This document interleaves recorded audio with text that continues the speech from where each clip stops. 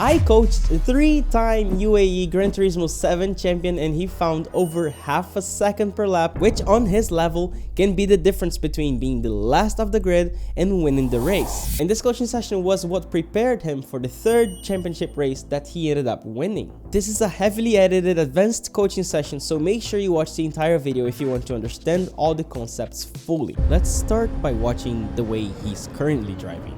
As you know, my way of coaching is pretty much watching the driver doing some laps while taking notes and then figuring out what are the most important things to work on first. If you want, comment below what you think he should improve before you watch the rest of the video, and then edit your comment with what you learned. Since time is limited, I try to find the patterns, things that happen in most or every corner, to make sure the driver makes the biggest gains possible in the least amount of time. We have to remember that we're not capable of working on too many things at once, especially when most of them are from muscle memory. So we have to change one thing at a time. The next corner shows clearly what is his most urgent problem that we will talk about. Any guess on what it is? And then he does exactly the same thing on the last corner. Now let's see what was his problem and how to solve it. Okay, I'm going to share my screen and tell you what I see. Do you have my course, the motor racing checklist? Yeah, I Okay, got it. okay. But From I'm it, like what do you think you 70 applied in your driving? So the things that I applied was the braking points, how to control the car before entering the curb or the corner itself. That really helped, having the car on like a straight line and knowing exactly when to brake. Because I used to just drive and look at others' braking points and just brake at the same time and not knowing what the heck is going on with the car. So I just brake and turn. But from the course that I saw, it really helped from the braking, how to understeer the car. It really helps if you do these things. Trail braking as well, yeah. Trail Yeah, braking. exactly. The trail braking is good. I want to talk about two things: trail braking versus coasting. And I also want to talk about where to force the most rotation. For that to work though, I will recap the 4 stages of a corner that I like to use. So what we have here is 4 stages. I like dividing it like this, exactly like this. So we have the first stage here, early entry. Then the second stage is going to be late entry. Third will be early exit. And fourth will be late exit. So that's 1 here, and 2, and then 3, and then 4. Here is where you are coasting a tiny bit. Okay. You know, to go faster, you want to accelerate earlier. Okay. And to accelerate earlier, you want to get more rotation. You want to point the car. So if you can point the car 2 degrees more, you're able to accelerate more aggressively. Now, what I see in your telemetry is something like this. You start braking, then you start doing a little bit of trail braking, but then you drop to 0. And there's this phase of coasting, and then you start accelerating a little bit like this. I see a little bit of this. This is stage 1 here, and then this is stage 2. Then this is between 2 and 3, so 3 is more or less here, and this is 4. In this area, I think there's something missing. Spice. Just something. And that is probably rotation, because you are already forcing as much rotation as possible on here. We can force a lot of rotation. We're kind of like doing that initial transition, so we're still thinking a lot about braking in a straight line and trying to slow down the car. Here we're already accelerating a lot, so we can't think too much about rotation, because otherwise we lose the rear. And this car has turbo, right? Yeah. Exactly. So it kicks in, it gets a little bit like when the turbo really kicks in, you get a little bit more rotation. But this is the problem right here. Like the moment where you start coasting and the moment where you start getting back on power, it feels like the car is a little bit numb. The simplest way to put it is that you're actually understeering here. The question that might make you 3/10, 4/10 quicker is, can you force more rotation on this area? Can you get the car to point 2 more degrees before you get back on power? Can you connect this a little bit more to get a little bit more rotation, no coasting, and then smash on the throttle a little bit more aggressive, because here when you smash the throttle, you're not gonna spin because the turbo didn't kick in yet. So you're gonna kind of like wait for it to kick in, and then when it kicks in, the modulation will be more important. But this is the place here that I wanted to create this connection where you're getting more usage of the grip on this area, right between 2 and 3.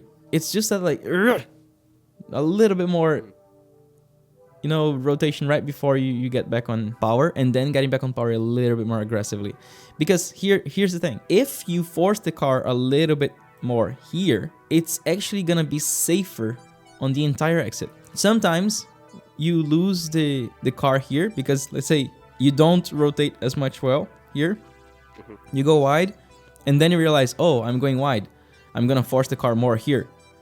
But at this point, the car is already too fast, and you cannot hold it, so you lose the car. So if you like this moment here is the moment to get as much rotation as possible, because here it's gonna be more consequence. Okay, so getting the more rotation, for me to get the rotation on the car, should I like brake and stay on a straight line a bit more than to have the perfect rotation on the car, or should I do it the same way I'm doing it but just add 2 more degrees to the steering wheel? Exactly everything you're doing, like same thing, just keep that extra 2 degrees mid corner. Change nothing here, change nothing here.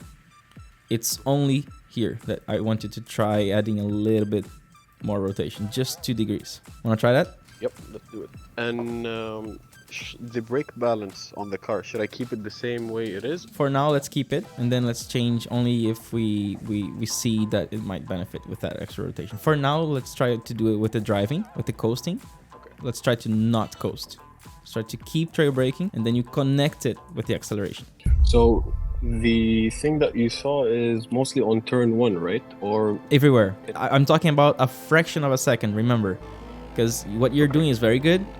It's a fraction of a second on every stage 2, 3 of every corner. Okay. 2 more degrees of pointing. That's all you want to think about. By the way, note that when he tries to apply the new technique at first, he ends up changing his braking trace too much. While trying to keep pressing a lower pressure on his first example, he ends up applying a lower pressure since the beginning of the braking, making him go too fast and wide.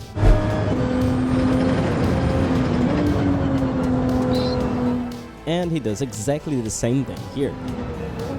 Also, one thing is that he's still getting peak rotation a little bit too early and getting back on power too early, making the car understeer on early exit and potentially oversteering on late exits, which is our famous understeer snap oversteer. Remember, it's at the very 50% of the corner. That's where the peak rotation should be, not before. And of course, because he's doing the same mistake over and over again, we have to talk about it. It always feels like you're accelerating a little bit too early on that left-hander. You need to point 2 more degrees there. We have 2 functions for the braking. We have the deceleration and the rotation. When you trail brake earlier, then you bring that pressure down, and then the function of that lower pressure will not be decelerate, it will be rotate the car. And that's what I wanted to feel a little bit more. okay. So the Here, more smooth you see how you had to wait a lot mid-corner? You got back on power too early. You needed to keep pointing a little bit longer with the braking to accelerate, and then determine that's my acceleration point. No hesitation. Right now what I see is a little bit of hesitation. So I can brake while turning as well, but it's gonna be like trail braking, not like brake. Exactly. And then he nailed it for the first time. And then as soon as he figured out how it feels, he right away nailed it again. Something like that, yeah. Look at how the car turns more. And again. Because the car understeers a lot in Gran Turismo. You wanna make it point more. Something like that, yeah. It's a little bit of patience, right? And then the car is pointing more and more and more. So feel that pointing stage, and then smash the power. Now that he's getting extra rotation, he's running out of track on the inside, on the apex. Yeah, I think you're just braking too early. Yeah. On this corner, because you always turn in and you hit the apex too early and then you're stuck. So let me share my screen and talk about turn 1. So what I see you doing, you're braking on a straight line and then you find yourself like here, something like this.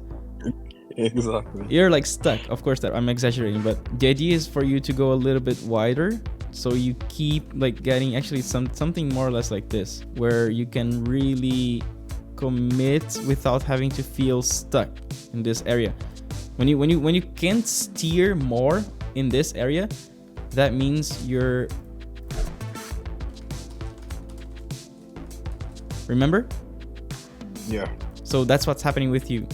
You're bouncing off the apex. So what you want to do is like find a line that allows you to really commit to turning as much as possible at all stages of here, at all stage 1 and 2. At every fraction of a second, you're gonna be. If you do and you actually hit this and you have to unwind and then get back on power like this, then that doesn't work. So maybe just brake a little bit later, and it will probably be the right line. Let's try that. Brake a tiny bit later for turn 1.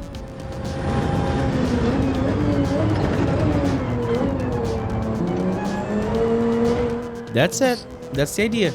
You see how better the line was? Like you got back on power a little bit too aggressive, but the line looked much better. Like you didn't have any trouble like hitting the inside. It felt smoother doing that than the previous thing that I used to do. Because like you said, braking early made me lose the line on the entry. And now he realized that with the extra rotation that he's capable of doing, he can brake later. So he is actually braking too early everywhere. I think also on the left-hander, I'm braking early as well. You never want to be front limited, man. Never. Like you should be experimenting using the rears as well, which is difficult because you end up like losing it and then it feels like it's too much, but you just need a lot of time losing the rear many times to get used to losing it just enough, you know, like micro oversteer is your goal. From entry to late exit, from early entry to late exit, micro oversteer is the way to go. Now check this out, this is super cool. Look at his first stage of braking, where he's basically braking 100%, but because the car is turning a tiny bit here and there is a good bit of ABS, which is represented by the red part of the braking bar. Then he kind of drops the brakes very quickly to around, let's call it 1%. That 1% though is going to make a difference. So we're gonna separate that 1% as a second stage of his braking in this corner, and then we're gonna have the third stage where he actually reaches 0% and he's effectively coasting through the rest of the corner. If you watch that again and again and again and again, you're gonna realize that there is a difference between when he is braking 1 to 5% and when he is not braking. And what I want to tell you here is it makes a difference. If you're braking between 0% and 5%, even though it feels as if it's nothing, it is going to be the difference between the car understeering or the car rotating a few 4 or 5 degrees more that will allow you to accelerate earlier and gain time. Yeah, when you braked 5% there, I can see the car rotating a lot more when you brake less. And it felt faster as well. Even on the exit, it felt faster. Remember that when you're braking 5% or 10%, that only works combined with a lot of steering. I mean, not a lot of steering, but you have to feel that you're forcing the steering. Combined with that 5%, the car is going to turn a lot. Okay. If it's only the braking, it doesn't work. And now he's starting to feel more and more the effect of that 5% braking on the rotation of the car. I did the same thing that you said, the 5%. So don't drop to 0, just go to 5%. So I did that. It felt that it had more rotation while turning the car. Exactly, it's a combination. It only works if you also have the right steering angle. But remember, it's 5%, it's not 50. As soon as you drive too much, the car will understeer because of the ABS. I think you're panic braking. It's like you want the car to rotate and you end up braking too hard. So start releasing more slowly, turn in more slowly. With patience, the car is gonna point in. Oh, look at that. Look at that. So much rotation, like just because you capped the brakes, You were patient on the turn in. Okay, now we're ready. Let's try bringing the brake bias down all the way to 5. Now that he knows how he can benefit from using the brakes for rotation, bringing the brake bias to the rear will make it much easier for him to achieve it. And here's the proof. 1/10 quicker on the first try on turn 1 with the new brake bias. And he's not even trail braking perfectly yet. Imagine when he gets there. You're braking too hard. You're going to 100%. Be careful. Remember to find the pressure on your brakes that makes the car rotate. If you brake too much, ABS, less rotation. Sometimes it looks like your initial turn in, you're braking too hard because I see your ABS, like the red part of the brake. Let me talk about that. Here's the secret. When you're braking in a straight line, do you see how your brakes are 100%, but the white part of the braking graph is 95? So that means you're just 5% above, just 5% on the ABS, and that's okay. Okay. But when you downshift or when you start turning, do you see the distance is bigger? Yeah. So if you stay more or less 20% above, I see that the car rotates a lot. So this is good here. So it's very good. Now here, you're coming from a corner, you're already braking and pointing the car a little bit to the left, and we're going downhill on the crest. So there's less grip. So you should not brake 100% here, but you do. So you see what happens? Now there's a 35-40% difference. So you're 35-40% above the limit here. And this is where I see your car understeers the most. You get no rotation. Look at that. In this corner. Anywhere when you, well, I'm gonna tell you when. More than 35%. Anywhere where this graph difference is gonna be more than 35%. In this case, this happens because you're trying to brake very hard and already start turning in. So you can only brake 100% if you're 50-50 balanced. If you're going straight, perfectly straight. If you start turning a tiny bit, it's not 100% anymore. And here you're trying to turn and you're braking 100%, so it doesn't work. But as soon as you drop the brakes a little bit and now the red bar is smaller, I can see the car pointing in, like immediately. So you go from understeer to great rotation in a fraction of a second when this graph goes down. You know, I didn't know what was the red before. I thought it was just like the pressure. So now I know. No, it is exactly your pressure. It is your pressure. But the white is kind of the ideal pressure that the ABS is bringing it down to. Oh, okay. So your pressure is the red one. The worst places were when you kept the brake for too long. Like when you kept this like this, and this one went like this. When you have this big gap here, I failed. When you have this big gap here, that means your car is just understeering so much. You don't want that. So the more the gap is, the car won't turn. Yeah, the more the gap is, the more over the limit you are. And depending on the car, well, most cars in Gran Turismo understeer a lot. So yes, the more the chance of understeering. Like if you had no ABS, that would mean total lockout and the car would just go straight. Because for me, I even try to do the same things that I'm doing in Assetto Corsa. So doing what I'm doing in Assetto Corsa helps the car to rotate more, but doing it here, it's not easy to. It depends so much. The car. It depends on the car, it depends on the setup, it depends on the sim, it depends on, like, you know, on the corner. Really depends. Like the over the limit is never a good thing.